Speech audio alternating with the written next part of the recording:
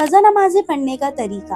شب قدر ہو یا کوئی بڑی رات، اکثر مسلمان سب غلطی کرتے ہیں اور نفل نمازیں پڑھتے ہیں۔ انہیں چاہیے کہ ان کے ذمے جو نماز قضا ہو پہلے وہ نمازیں ادا کرے، اور جن کا ذمہ قضا نماز نہ ہو وہ نفل پڑھے، ذکر و اذکار کرے، درود پاک کی کثرت کرے۔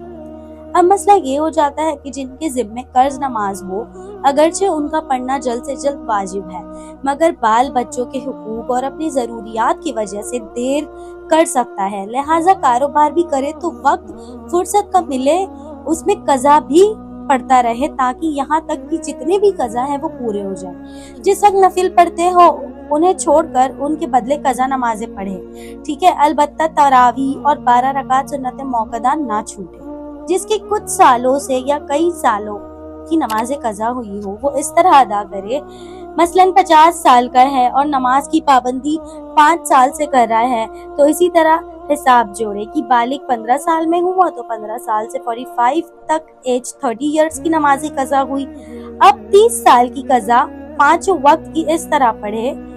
پڑھتے وقت یہ نیت کرے کہ سب سے پہلے جو فجر میری قضا ہوئی وہ پڑھتی ہوں،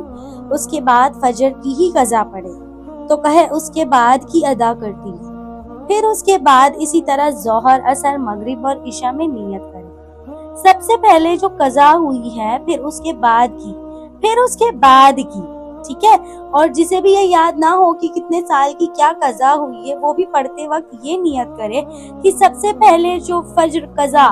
سب سے پہلے جو ظہر قضا ہوئی، 5 وقتوں کا نام لے کر، پھر اس کے بعد کی فجر، پھر اس کے بعد کی ظہر، پھر اس کے بعد کی عصر، اسی طرح پڑھتے رہے یہاں تک اسے یقین ہو جائے کہ میرے ذمہ اب کوئی قضا باقی نہیں ہے۔ مرد ہو یا عورت 15 سال میں بالغ ہوتے ہیں، ان پہ نماز، روزہ وغیرہ فرض ہوتا ہے۔ عورت کم سے کم 9 برس میں اور میکسیمم 15 ایئرز بالغ ہوتی ہے، اور مرد کم سے کم 12 سال میں اور زیادہ سے زیادہ 15 میں بالغ ہو جاتا ہے۔ 15 برس والوں کو چاہے مرد ہو یا عورت ہو شریعت نے بالغ مانا جاتا ہے۔